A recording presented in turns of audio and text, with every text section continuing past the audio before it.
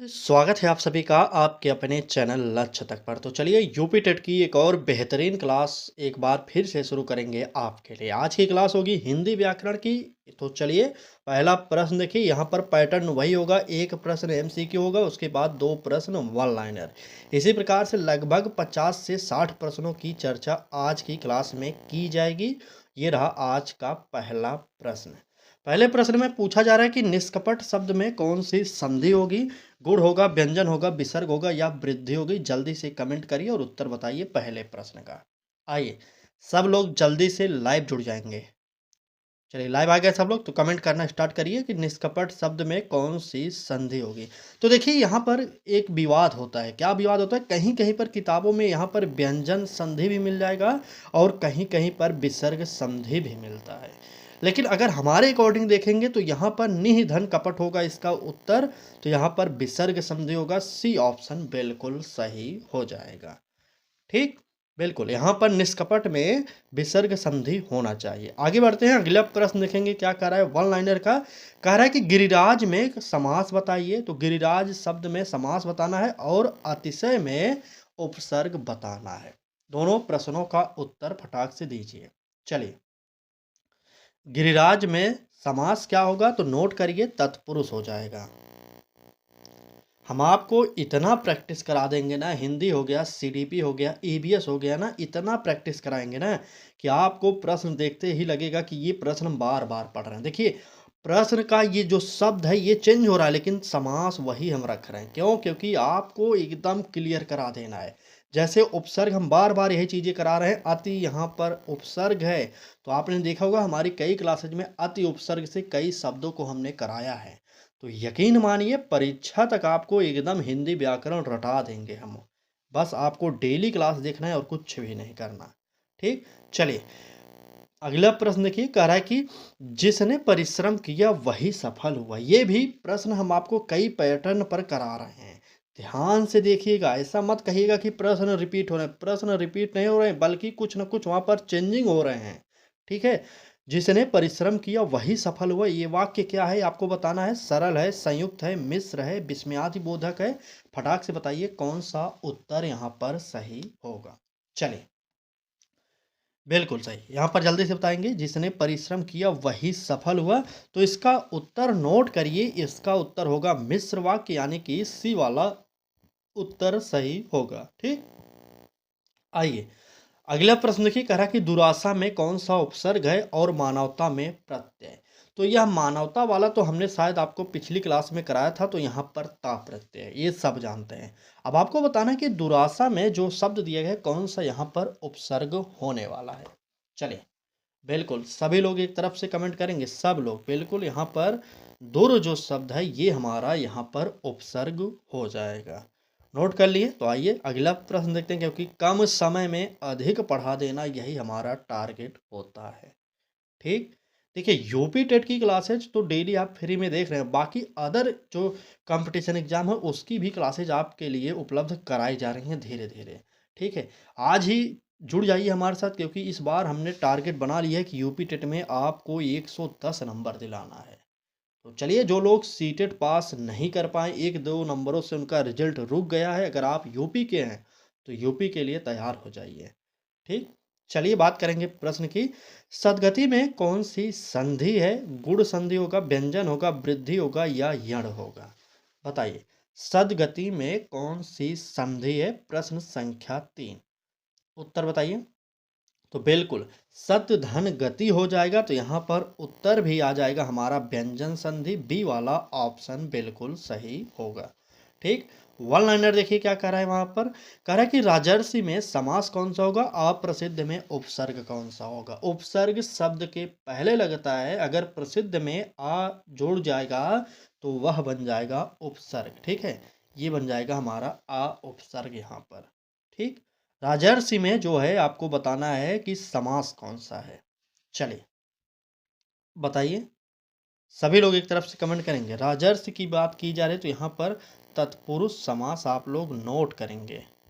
ठीक, तत्पुरुष समास बिल्कुल। यहाँ पर तत्पुरुष, एक मिनट यहाँ पर गलती हो जाएगी। ठीक, एक तत्पुरुष, ऐसे साफ साफ लिखिएगा, ठीक है। चलिए, तत्पुरुष समास। तो राजर्षि में जो है तत्पुरुष समास होगा, अप्रसिद्ध में जो है आ उपसर्ग हो जाएगा। आगे बढ़िए, अगला प्रश्न देखिए, कह रहा है कि उससे बोला नहीं जाता, वाक्य में वाच्य क्या है। तो ये हमारा चौथा नंबर का एमसीक्यू है। बताइए, कर्तवाच्य होगा, कर्मवाच्य, भाववाच्य या प्रेरणार्थक होगा। फटाक से कमेंट करिए और उत्तर कौन सा सही होगा हमारा बता दीजिए जल्दी से। चले, उससे बोला नहीं जाता वाक्य का वाच्य है। प्रश्न संख्या 4 बिल्कुल सही। उससे अगर बोला नहीं जाता, हमने आपको बताया था ना, उससे बोला नहीं जाता, उससे खाया नहीं जाता, उससे पढ़ा नहीं जाता, अगर इस प्रकार के शब्द आपको मिलते हैं तो वहाँ पर भाववाचक संज्ञा हो जाएगा। तो यहाँ पर नोट करिएगा, ये हमारा भाववाच्य हो जाएगा। सी वाला उत्तर बिल्कुल सही होगा।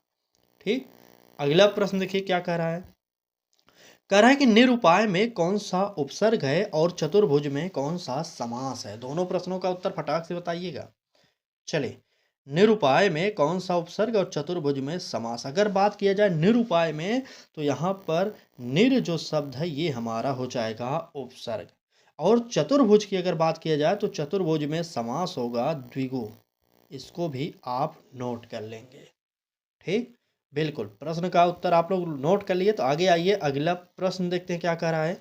अध्यक्ष शब्द में कौन सा उपसर्ग होगा। अध होगा, अधि होगा, आ होगा या छ होगा, बताइए। चलिए, अध्यक्ष शब्द में कौन सा उपसर्ग होगा। तो उपसर्ग अगर आपको ना पता हो, तुरंत शब्दों का जो दिगर है वहां पर तुरंत संधि विच्छेद करिए, तुरंत आपको उत्तर मिल जाएगा। तो यहाँ पर जो उपसर्ग होगा वह क्या है, अधि। ठीक है, अध मत मारिए क्योंकि पहला ऑप्शन गलत है। यहाँ पर हमारा बी वाला ऑप्शन बिल्कुल सही होगा। ठीक, वन लाइनर देखिए क्या कह रहा है। कह रहा है कि महात्मा में समास बताइए और विद्वता में प्रत्यय बताइए। चलिए, महात्मा में समास हो कौन सा होगा और विद्वता में प्रत्यय कौन सा होगा। चलिए, प्रश्न संख्या कितना था, 5 था ना। बिल्कुल, आइए 5 बता दीजिए। तो महात्मा में अगर बात किया जाए तो महात्मा में बहुब्रीहि समास होगा, नोट करिएगा। ठीक है, बहुब्रीहि समास। चलिए, अगर बात विद्वता की जाएगी तो यहाँ पर ता प्रत्यय हो जाएगा, नोट करिए। अगर क्लास अच्छी लग रही हो तो लाइक कर दीजिए और एक बार अपने मित्रों तक इस क्लास को शेयर करिए।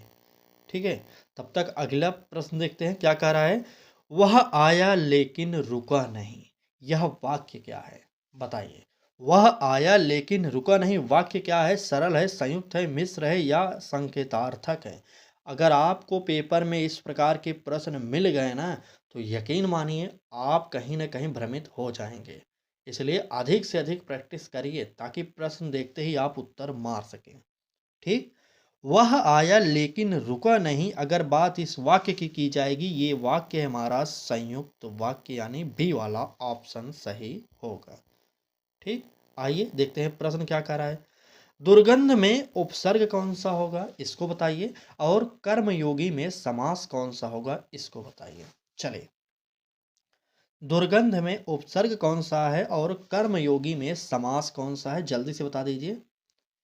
बिल्कुल, प्रश्न संख्या कितना था, 6 न था ना। 1 मिनट, 6 का क्या बता रहे हैं भाई साहब। बिल्कुल 6 का बी है, संयुक्त वाक्य है, सही है। चलिए, आइए बताइए, दुर्गंध में उपसर्ग। अगर बात दुर्गंध की जाएगी तो यहाँ पर दुर जो शब्द है ये हमारा उपसर्ग हो जाएगा। अगर बात कर्मयोगी की जाएगी तो कर्मयोगी में तत्पुरुष समास हो जाएगा। ठीक, तत्पुरुष समास हो जाएगा, नोट कर लीजिए। और आगे आइए, अगला प्रश्न देखते हैं क्या कर रहा है।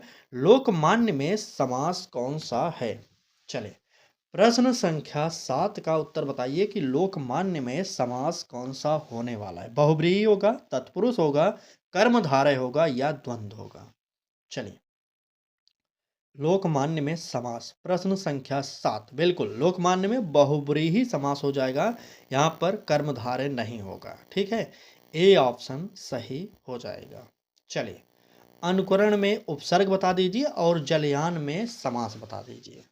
चलिए, अनुकरण में उपसर्ग और जलयान में समास फटाक से बताइए कौन सा होने वाला है। तो अनुकरण शब्द में अनु हो जाएगा उपसर्ग, और जलयान में समास की बात किया जाए तो क्या होगा बताइए। चलिए, जल के लिए यान, बिल्कुल तत्पुरुष समास। ठीक है, चलिए नोट कर लीजिए, जलयान में तत्पुरुष समास होता है। आपसे विनम्र निवेदन करेंगे कि जो हम वन लाइनर करा रहे हैं इसका एक बार नोट्स जरूर बनाइए, अलग अलग बनाइए। सीडीपी की क्लास हो तो सीडीपी का नोट्स बना लीजिए, और हिंदी की हो तो हिंदी का, और डेली उसमें जो भी क्लासेज हो रही हैं वहाँ पर नोट करिए। हर दिन डेली लगभग हम आपको 35 से 40 प्रश्न वन लाइनर के करा रहे हैं, तो वन लाइनर अगर डेली आप लिख लेंगे तो यकीन मानिए एक महीने में लगभग 1200 प्रश्न लिखेंगे। 1200 प्रश्न लिखेंगे तो ये परीक्षा में बहुत काम की होगी। ठीक है, और पढ़िए, डेली क्लासेज जरूर ज्वाइन करिए। डेली सुबह 10 बजे क्लासेज हो रही हैं यूपी टेट के लिए। ठीक, चलिए बाकी आपकी इच्छा है, अगर आप जुड़ना चाहते हैं तो करना कुछ नहीं, एक भी रुपए नहीं देना। फ्री प्रैक्टिस बैच आपके लिए लॉन्च किए हैं यूपी टेट के लिए, अपने चैनल लक्ष्य तक पर। ये आपका दायित्व बनता है कि आप डेली पढ़िए। अगर आपको पैसा देकर पढ़ना पड़ेगा तब भी आप इस प्रकार की क्लास कहीं पर नहीं पाएंगे। जो आखिरी समय में सभी कोचिंग वाले प्रैक्टिस बैच लॉन्च करते हैं ना, क्या इस प्रकार से प्रोवाइड करते हैं, एक बार बताइएगा ज़रूर। ठीक, चलिए बाकी आपकी इच्छा है, आप स्वतंत्र हैं। अगर आप आज पढ़ना चाहते हो तो आज जुड़िए, कल पढ़ना चाहते हो तो कल जुड़िएगा। ठीक है, बाकी हमारा हमारा जो काम है पढ़ाना वो हम अपने तरफ से पूरा कर रहे हैं। ठीक, आइए प्रश्न देखते हैं। कहा जा रहा है कि लिखाया क्रिया का कौन सा रूप है, अकर्मक है, सकर्मक है, प्रेरणार्थक है या भाववाचक है। प्रश्न संख्या 8। तो यहाँ पर नोट कर लीजिएगा, लिखाया जो शब्द है ये हमारा प्रेरणार्थक हो जाएगा, सी वाला ऑप्शन बिल्कुल सही होगा। अधोगति में उपसर्ग बता दीजिए और राजमार्ग में समास बता दीजिए। चलिए, अधोगति में उपसर्ग और राजमार्ग में समास, तो नोट करिए, अधोगति में अधो जो है ये उपसर्ग हो जाएगा, और राजमार्ग में जो है तत्पुरुष समास हो जाएगा। ठीक है, तत्पुरुष समास नोट करिए। चलिए आगे बढ़ते हैं, देखते हैं अगला प्रश्न। सर्वदा किस प्रकार का अव्यय है। सर्वदा ये शब्द याद रखिएगा, कालवाचक है, स्थानवाचक है, रीतवाचक है, प्रश्नवाचक है। कौन सा होगा इसका उत्तर फटाक से बताइए। चलिए प्रश्न संख्या 9, कमेंट बॉक्स में उत्तर देना स्टार्ट करिए। सर्वदा किस प्रकार का शब्द है। तो सर्वदा जो है ये हमारा कालवाचक शब्द है, आप लोग नोट करिएगा, इसका उत्तर ए वाला ऑप्शन सही होगा। ठीक, असत्य में उपसर्ग कौन सा है और अल्पज्ञ में समास कौन सा है, दोनों का उत्तर बताइए। चलिए फटाक से इस प्रश्न का उत्तर बताइए। देखिए हर प्रश्न के बाद हम आपको 2 वन लाइनर प्रोवाइड कर रहे हैं। अगर आज की क्लास में आप 20 भी प्रश्न पढ़ रहे हैं तो यानी कि 60 प्रश्न हो जाएंगे वन लाइनर मिलाकर। ठीक है, 20 प्रश्न एमसीक्यू, 40 प्रश्न वन लाइनर, बिल्कुल। आइए असत्य की बात करते हैं। असत्य में आ उपसर्ग है, अल्पज्ञ की समास की बात किया जाए तो बहुब्रीहि समास हो जाएगा। ठीक, आपको काफ़ी टाइम मिल जा रहा है, 5 से 10 सेकंड का समय मिल जा रहा है, उतने में टाइप कर दीजिए भाई आप उत्तर। अगला प्रश्न देखिए, कह रहा है कि दुख में कौन सी संधि है। विसर्ग होगा, गुण होगा, वृद्धि होगा या यण होगा। बताइए दुख शब्द में कौन सी संधि होगी। चलिए, तो दुख शब्द यहाँ पर विसर्ग संधि नोट करिए, ए वाला ऑप्शन बिल्कुल सही होगा। ठीक, नीलकमल में समास बताना है आपको और स्वाधीन में उपसर्ग बताना है आपको। फटाक से बता दीजिए कौन सा उत्तर होगा। नीलकमल में अगर बात की जाए समास की तो नीलकमल में कर्मधार है। ठीक है, कर्मधार है, लिख लीजिएगा अच्छे से, कर्मधार है समास। चले अगला प्रश्न, स्वाधीन में उपसर्ग बताना था, तो स्व जो है ये हमारा उपसर्ग हो जाएगा। ठीक है, स्व शब्द जो है ये हमारा उपसर्ग हो जाएगा। आगे बढ़ें, चलिए आइए आगे तुरंत बढ़ते हैं, देखते हैं क्या कह रहा है हमारा अगला प्रश्न। कह रहा है कि यदि वर्षा होगी तो फसल लहलहाएगी। लहलहाएगी, भाई साहब वाह, ये तो सही बात है। यदि वर्षा होगी तो फसल लहलहाएगी, यह वाक्य है, सरल है, संयुक्त है, मिश्र है, आज्ञार्थक। यहाँ पर देखिए आज्ञा देने की बात नहीं हो रही, इसलिए इसे काटिए। ठीक, बताइए यदि वर्षा होगी तो फसल लहलहाएगी। प्रश्न संख्या 11, बिल्कुल यहाँ पर ये शब्द का जो उत्तर होगा ये होगा मिश्र वाक्य, सी ऑप्शन बिल्कुल सही होगा। ठीक, चलिए प्रश्न देखते हैं। कह रहा कि असंतुलन में उपसर्ग कौन सा होगा, तो अ उपसर्ग हो जाएगा। ठीक, बिल्कुल यहाँ पर संधि विच्छेद अगर आपको करना हो तो अ प्लस संतुलन। ठीक, अ प्लस संतुलन हो जाएगा। देखिए यहाँ पर आग जो शब्द आ गया ना, उपसर्ग निकल गया। अगला प्रश्न देखिए, कह रहा है कि लोकहित में समास बताइए। तो लोकहित में समास कौन सा होगा, एक बार बताइए। तो यानी या लोक का हित, बिल्कुल तत्पुरुष समास। तत्पुरुष समास नोट करिएगा अच्छे से आप लोग। ठीक है, देखिए हमने आपको बताया था अगर आपको समास विग्रह ना आता हो फिर भी चलेगा, क्योंकि यहाँ हमें लिखना नहीं है समास विग्रह, सिर्फ वहाँ पर दिया रहेगा। आप थोड़ा सा भी लॉजिक लगाएंगे तो आप उत्तर निकाल सकते हैं। ठीक है, लिखा तो रहेगा, आपको टिक करना है सिर्फ। ठीक, आइए प्रश्न देखते हैं क्या कह रहा है। तेजस्विता में प्रत्यय कौन सा होगा। तेजस्विता में प्रत्यय ता होगा, ता होगा, वी होगा या स्वा होगा। चलिए, प्रत्यय शब्द के लास्ट में लगता है, ये हम आपको बार बार बता चुके हैं। और यहाँ पर ता जो है या इता या ता, दो में से कोई भी ऑप्शन आपके पेपर में रहे तो वहाँ पर यही हमारा इसमें प्रत्यय होगा। ठीक है, नोट करिएगा बी वाला ऑप्शन। ठीक, बिल्कुल बी ऑप्शन सही करिए और आगे बढ़ते हैं। अगला प्रश्न देखते हैं। अनुपस्थित में उपसर्ग कौन सा होगा और चंद्रमुख में समास कौन सा होगा। दोनों प्रश्नों का उत्तर बताते हुए चलेंगे। ठीक, बीच बीच में कई प्रश्न ऐसे रख दिए जाते हैं जो आप रिवीजन भी कर लें, ऐसा नहीं कि दोहरा जाता है बार बार। अगर वही प्रश्न आए तब दोहराते हैं, ठीक है, लेकिन कभी काल रिवीजन के लिए आपके सामने वो प्रश्न रख दिए जाते हैं। ठीक, चलिए, अनुपस्थित में अगर उपसर्ग आपसे पूछा जाए तब आप क्या बताएंगे। तो यहाँ पर अनु जो है ये हमारा उपसर्ग है। हमने आपको बताया कि उपसर्ग निकालने का एक और क्या है तरीका होता है, क्या, तुरंत शब्द का संधि विच्छेद कर दीजिए। यहाँ पर देखिए उपस्थित में अगर अनु जोड़ देंगे तो यहाँ पर अनुपस्थित हो जाएगा, तो यही हमारा उपसर्ग हो जाएगा। ठीक, चंद्रमुख में आपसे समास पूछा जा रहा है, तो चंद्रमुख में आप समास बताइए कर्मधारय।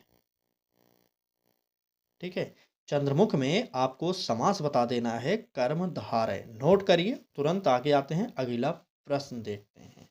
प्रश्न संख्या 13, यानी कि अभी तक आप लोग 12 प्रश्न एमसीक्यू और 24 प्रश्न वन लाइनर, कुल मिलाकर 36 प्रश्नों को देख चुके हैं आप। क्लास कैसी लग रही है एक बार बता दीजिए। ठीक, जल्दी से बता दीजिए क्लास कैसी लग रही है आपको। ठीक है, अगर अच्छी लग रहे हो तो लाइक कर दीजिए और चैनल को भी सब्सक्राइब करिए। ठीक है, और डेली जुड़िए हमारे साथ, क्लास पढ़ने के लिए जुड़िए।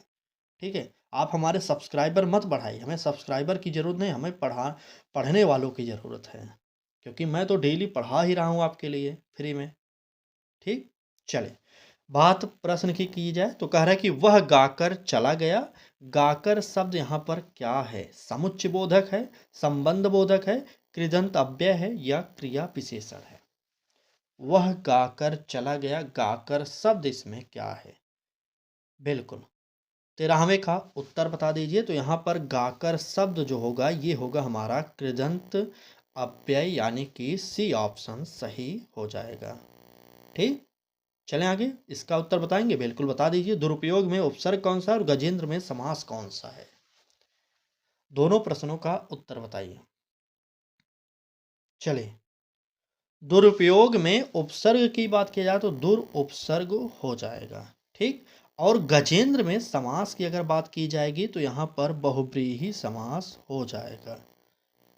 नोट करिए, बहुव्रीहि समास।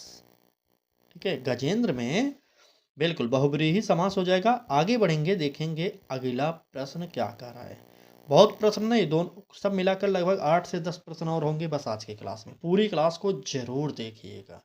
निवेदन बस इतना करते हैं, जो लोग लाइव जुड़ते हैं वो लोग तो पूरी क्लास जरूर देखें। ठीक है, बाकी जो बाद में देखते हैं वो उनके ऊपर है।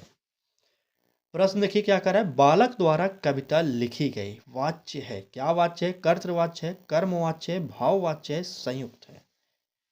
चलिए, बालक द्वारा कविता लिखी गई, इसमें क्या होगा। अगर यहाँ पर बालक द्वारा लिखी गई तो नोट कर लीजिए यहाँ पर कर्मवाच्य हो जाएगा।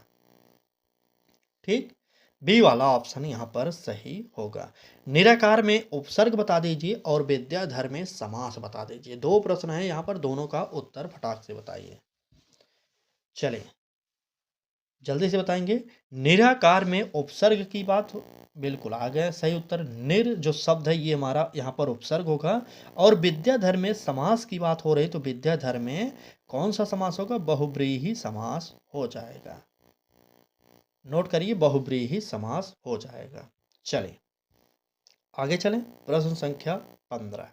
बिल्कुल, कदाचित किस प्रकार का अव्यय है? कदाचित किस प्रकार का अव्यय है? कालवाचक है, स्थानवाचक है, रीतिवाचक है, प्रश्नवाचक है? फटाक से कमेंट करिए, कदाचित किस प्रकार का अव्यय है? प्रश्न संख्या 15।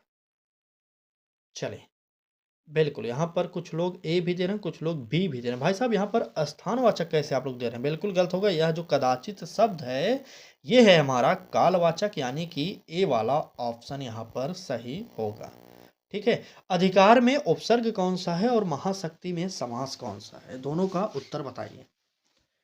चलिए, अधिकार में उपसर्ग कौन सा है और महाशक्ति में समास कौन सा है?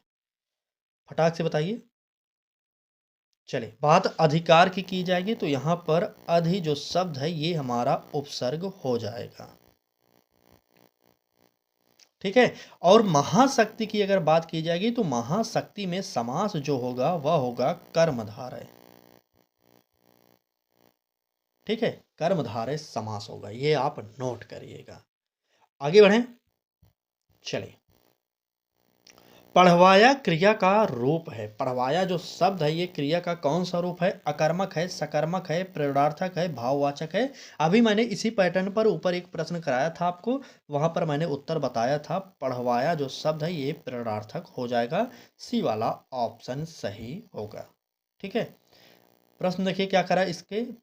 स्वदेश में उपसर्ग, राजपुत्र में समास। तो राजपुत्र हमने आपको शायद 2-3 क्लासेज में प्रोवाइड कर दिया है क्वेश्चन, तो इसका उत्तर तो सिंपल सा है, आप दे सकते हैं। और स्वदेश की बात किया जाए तो स्वदेश में उपसर्ग जो होगा स्व उपसर्ग हो जाएगा।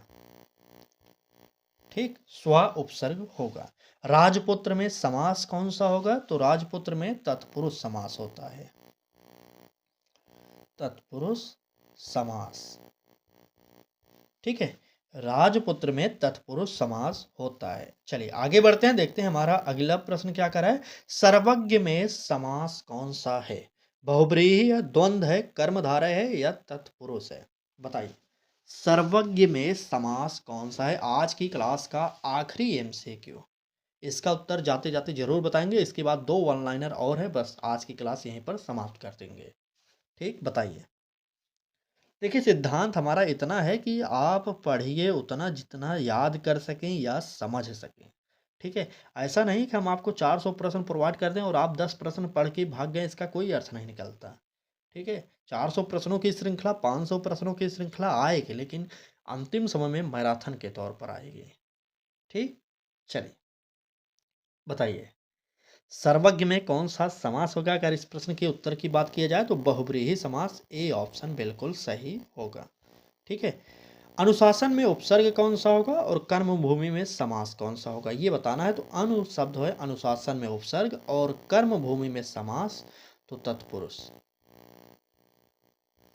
ठीक है, तत्पुरुष समास, ये आप जानते रहेंगे। बिल्कुल, तो ये रहा आज की आपकी यूपी टेट की स्पेशल क्लास आपको कैसी लगी ज़रूर बताना है। अगर चैनल पर पहली बार आए हैं तो सब्सक्राइब करिए और बेल आइकन को ऑन करिए। अगर आपको भी अपने लक्ष्य पर पहुंचना है तो आज ही जुड़ जाइए लक्ष्य तक से। ठीक, तो चलिए क्लास को यहीं पर समाप्त करते हैं। कल फिर मिलेंगे एक महत्वपूर्ण क्लास के साथ, तब तक के लिए पढ़ाई करते रहिए आप लोग। ठीक है, चलिए, धन्यवाद।